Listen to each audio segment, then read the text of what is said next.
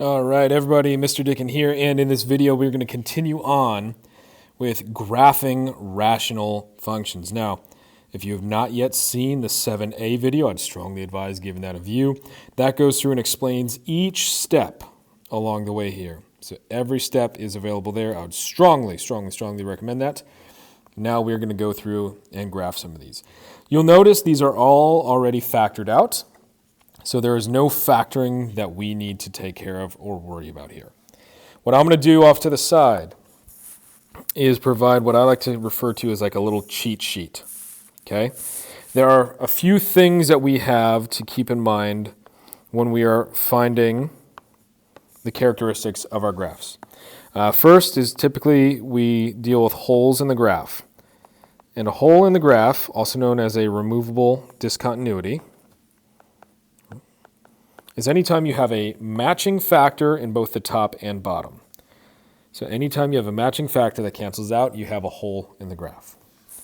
And then we have x-intercepts that are manifested in the numerator, and we have vertical asymptotes that are manifested in the denominator. And then a whole separate beast is we have our horizontal asymptotes that kind of depend on the degree of both numerator and denominator, and if there are any coefficients.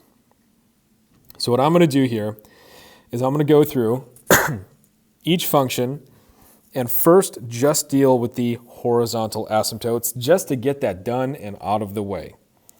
All right, now, reminder with the horizontal asymptotes, it's going to be one of two scenarios for this class. Either y equals 0 or the leading coefficient up top divided by the leading coefficient down below. One of those two things. If your degree from the numerator is less than the denominator, so squared over cubed or 2 factors of x over 3 factors of x, it defaults to 0. If you have a tie in the degree, so 3 factors with x, 3 factors with x, then it becomes the ratio of coefficients. So just to get those done and out of the way, I'm going to go through and take care of each one of these. Up top, I have x times x, so that'd be x squared over 1, 2, 3 x's. Well, the top is smaller, so my horizontal asymptote is going to be, by default, y equals 0. Second one, I've got x times x, so there's x squared, x times x, x squared. It's a tie, so my horizontal asymptote is going to be y equals, this would be 3 over, there's nothing here, so 1. 3 over 1 is 3. Next one. I've got 1, 2, 3 factors with x over 1, 2, 3 factors with x. So that's a tie. It's going to be y equals -2. And then lastly, I've got 2 factors with x over 3 factors with x. So the degree up top is less than that of the bottom. Defaults to y equals 0. All right. So now that's done and out of the way. Next, I'm going to go on a hunt for holes in the graph. Removable discontinuities. Does anything cancel from both top and bottom? Let's see. For this first one, I'm seeing that an x plus 3 could cancel from both the top and the bottom, which means I'm going to have a hole in the graph at -3, comma, let's see, if I canceled out those factors, my new function is x minus 2 over x times x minus 1. And if I plugged in -3 there, chances are I'm going to get a weird decimal, just as a heads up. -3 minus 2 is -5 over -3 times, see, -3 minus 1 is -4. -3 times -4 is a positive 12. So -5/12 are the coordinates for the hole in that graph. Second one, I'm looking for things that cancel. I'm not seeing any factors that would cancel, so there are no holes in this one. So hole in the graph, not applicable. There isn't any. Aren't any. Isn't any.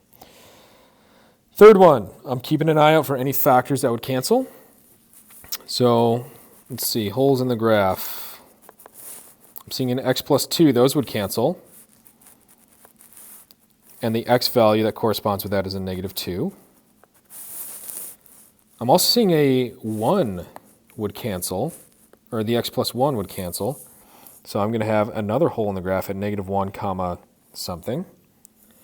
To figure out those y values, we're going to focus on the simplified expression. So negative 2 times the quantity x minus 2 all over a plain old x.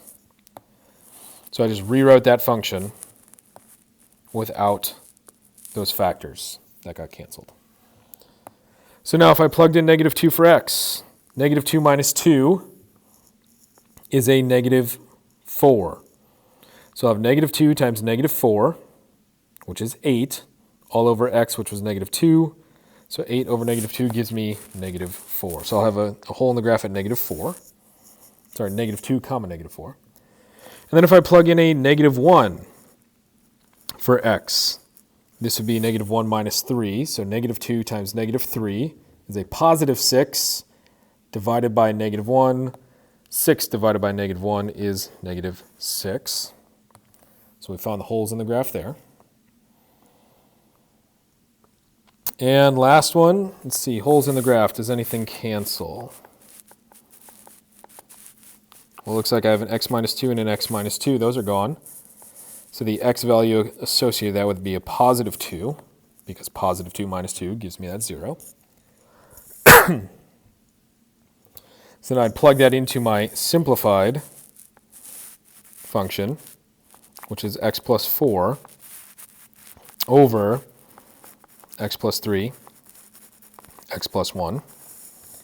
If I plugged in 2 for x, I'd get 2 plus 4, which is 6, divided by, this would be 5 and 3. So 5 times 3 is 15. So 6/15. 6 over 15, and that actually reduces down to 2/5. All right, so we found all the holes in the graphs. So we've gone through, figured out our horizontal asymptotes, did those right out the gate. Then we canceled out repeated factors to get the holes in the graph. And now we look up top for x-intercepts. We look down below for vertical asymptotes. All right. So for this first one, I'm looking at the simplified graph.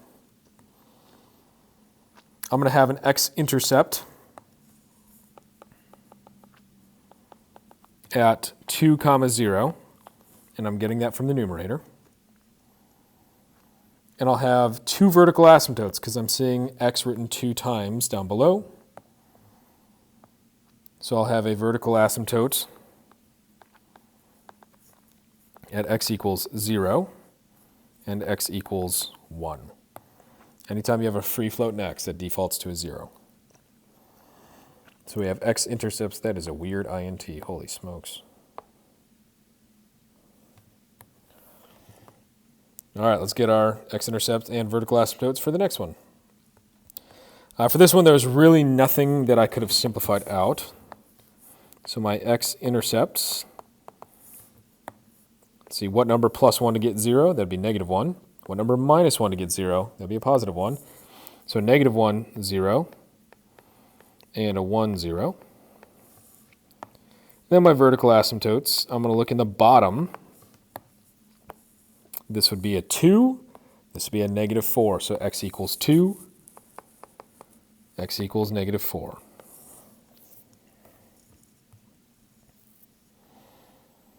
Next graph.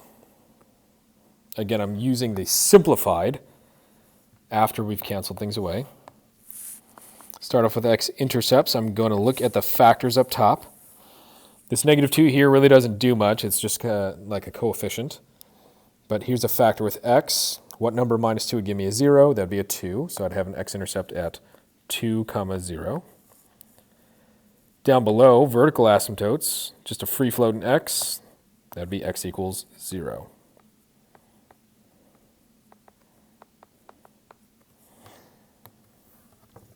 Okay.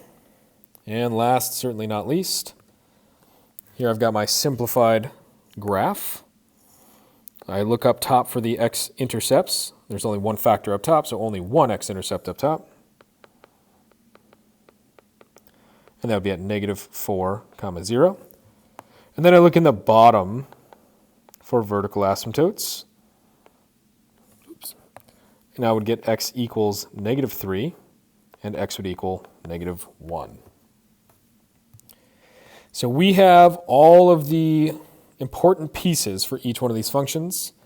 All that's left to do is put them onto a graph. I would argue that the hard part is over at this point. Hard part is over. All right, so first one. We have a horizontal asymptote at y equals 0. And I'm going to try to color code this as best I can. Horizontal asymptote at y equals 0. We have a hole in the graph at -3, -5/12. Well, -5/12 is slightly less than like -1/2, so I'm going to have to ballpark that. But -3 and -5/12 would be like right about there-ish. So -3, -5/12, we'll call it there. That's a hole in the graph. We have an x-intercept at 2, 0. Now, some of you might be wondering, hey, what the heck? We have an x-intercept on an asymptote. What gives there? Well, this asymptote really takes effect later on. So in the midst of all the craziness, there might be times where you have a point where you cross over the asymptote, which is okay, just as long as towards the end you kind of approach it infinitely. The big thing is you're never allowed to cross over a vertical asymptote. All right. Next up, we have vertical asymptotes at 0 and at 1. So if I graph this, this is going to be very condensed. 0 and at 1. All right. Well, part of my graph I know has to exist down this way because it has to go through or near that point that looks like a hole on the graph. But it won't cross over the x-axis, because if it did, we would have known about it. If it did, we would have known. So I'm going to have part of my graph showing up over here. Then in the middle, there might be something going on. Typically in this class, if on one side of the asymptote, the arrow is pointing down, on the other side it would be pointing up. So I'm going to have a portion of the graph in the middle that's going to be kind of pointing up there. And it can't go through the x-axis because we would have had an x-intercept, so we would have known about it if it did. And then over here on this other side, we're going to hit through the x-intercept and then approach that asymptote infinitely. So that's kind of a funky looking one. Let's take a look at another one. Got all my framework set up. My horizontal asymptote is at 3. There are no holes in the graph. I have x-intercepts at 1 and at -1. And I have vertical asymptotes at 2 and at -4.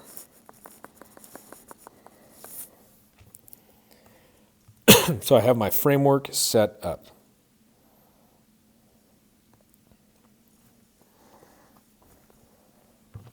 Well, this graph has to approach this asymptote infinitely, and if it's coming through an x-intercept here, it kind of makes sense that it would kind of go downward. All right, because if I went upward to go through this, at some point I'd have to come back around to go through this guy. And I suppose that is possible, but it's probably just a little unlikely. If I wanted to, I could plug this into Desmos to get some more specifics. But for right now, as long as we have the framework, we're going to kind of just get a rough sketch. Now I know that my graph has to approach but not hit these asymptotes. Now over on this left side, I have to figure out, is my graph going to occupy this space underneath the horizontal asymptote or above? Well, if it was underneath, at some point, it would have to hit this x-axis. And if at any point it did, we would have known about it because there would have been an intercept there. Clearly there is not, so we can assume that our graph would exist up here. Same logic applies to that top right section. Now when we're graphing these, as long as you have the stuff that's color-coded in red, green, and pink, purple, whatever, you're going to be fine. I'm much more concerned with that than I am the actual shape of the curve. All right, 2 more. Let's see, on this one we have our horizontal asymptote was at y equals -2. We had holes in the graph at -2, -4, and at -1, -6. We had a vertical asymptote at x equals 0. And we have an x-intercept at 2, 0. So as I'm trying to figure out where my graph goes, I'm going to use these x-intercepts and holes in the graph as kind of guiding points. So I know part of my graph will occupy this space down in the bottom left, and then part of it will occupy this space in the top right. These curves bend to approach the asymptotes. All right, one last final one. Based on what we have so far, we have a horizontal asymptote at y equals 0. We have a hole in the graph at 2, 2/5. So that's just shy of 1/2. So 2, 1/2, but a little less. It'll be right about there. We have an x-intercept at -4. We have 2 vertical asymptotes, one at -3, one at -1.